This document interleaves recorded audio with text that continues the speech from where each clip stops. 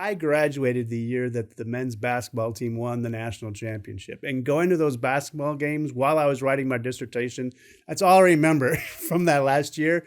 But those were good memories all around, to kind of be there, be part of that experience. And to kind of come back this year with the kind of football team taking off and with the basketball team, that's kind of, it's something to look forward to during the evenings and the weekends. That kind of part, it's right here. I follow college basketball regularly and U of A, and so being here and getting to go to a couple games has been fantastic. In early fall 2021, Mary Rigdon invited me to be the first Vernon Smith Fellow here at the Freedom Center, and it was an email out of the blue, and it was a great surprise and honor. Vernon Smith is my mentor, my friend, my colleague. And to kind of honor him by being that fellow, this was a great opportunity for me. Right at the time where I was working on a new project, and it seemed perfect kind of fit with what the Freedom Center was about. So I had finished a book called The Property Species and was working on an article to kind of re-systematize it more and to kind of take it to the next level. And I had used economics, I'd used philosophy, I talked about kind of legal cases regarding property. And so all those people are here at the Freedom Center. And so I thought, soon as I got the invitation, like, this is the perfect place to kind of keep working on this project and then to present it as part of the seminar series here. And so my first visit was in January of 2022. I spent those 3 weeks kind of working on the project and attending seminars. And I spoke to the PPEL student group and different things like that. Met up with some faculty, Alan Buchanan, I remember having some memorable meals with, kind of finding out he was, as a philosopher, he kind of had a sister. As a philosopher, he had kind of kindred spirit ideas about how economics works. And so I had great conversations with him. And spent that first 3 weeks just working on the paper and then kind of getting a feel of what the Freedom Center was like. And then presented it to I came for 3 weeks in March, I believe, and presented the paper. And there was a legal scholar there were philosophers, there were economists, there were all these different types of people who were there to kind of help me get feedback on guiding that project. For me, it was a little different kind of an idea. I was using kind of Aristotle's ideas of four causes, which, Aristotle is a completely foreign word to an economist, but I really thought it was an interesting way for me to systematize what I had already done and didn't realize I had already done in this article. And so I got that feedback from different people on how to kind of tidy that up. And it was also the time they were having public discussion forums, and one was on the restaurant industry. I believe that was in that March of 2022.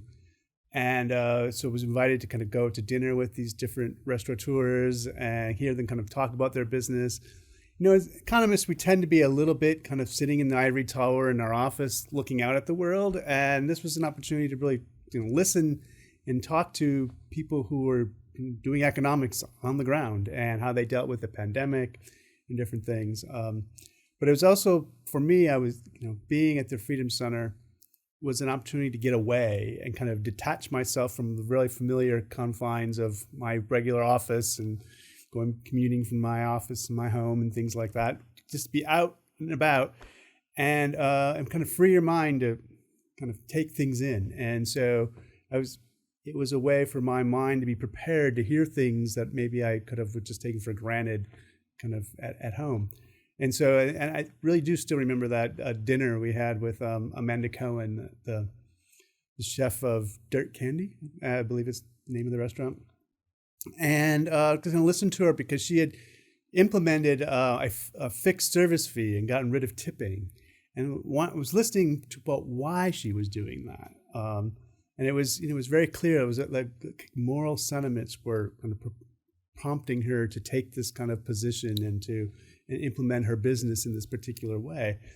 And that's what Adam Smith is about, thinking about moral sentiments and how they prompt us to act. And I have been thinking about how to take that idea and integrate it more into economics. I had started that with property, it was important in my book to think about property as being a moral custom, but not just property, but economics in general is built on moral customs. And so listening to her speak, I kind of started parsing her words, and like she was talking about how she believed it was important that they have a living wage. She believed, and it was built on these moral feelings that were putting kind of how she operated and made her business decisions. She wasn't just equating marginal revenue to marginal cost. She had moral reasons for what she was doing.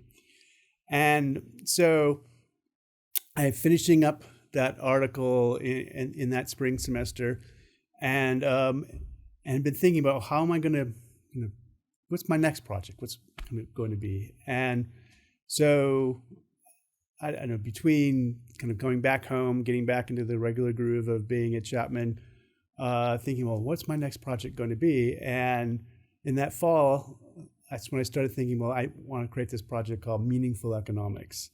And that's what I've used the last 2 years here working on. For me, it was a great opportunity to get away, to recharge, and then just think about these ideas. Tucson and University of Arizona have a special place for me. I'm a graduate here. And so it was familiar in that sense of kind of coming home a bit, but also I'm a visitor. I'm here away from my regular duties and all those other things that kind of weigh on your mind, and here to kind of work. And it's a very special place special opportunity to be able to just get away and to think and to talk with people, go to seminars, go to dinners with people, and talk about ideas. And that's what I've been spending these 3 years doing. And it all kind of culminated in another book project that came together that I'm about ready to send off.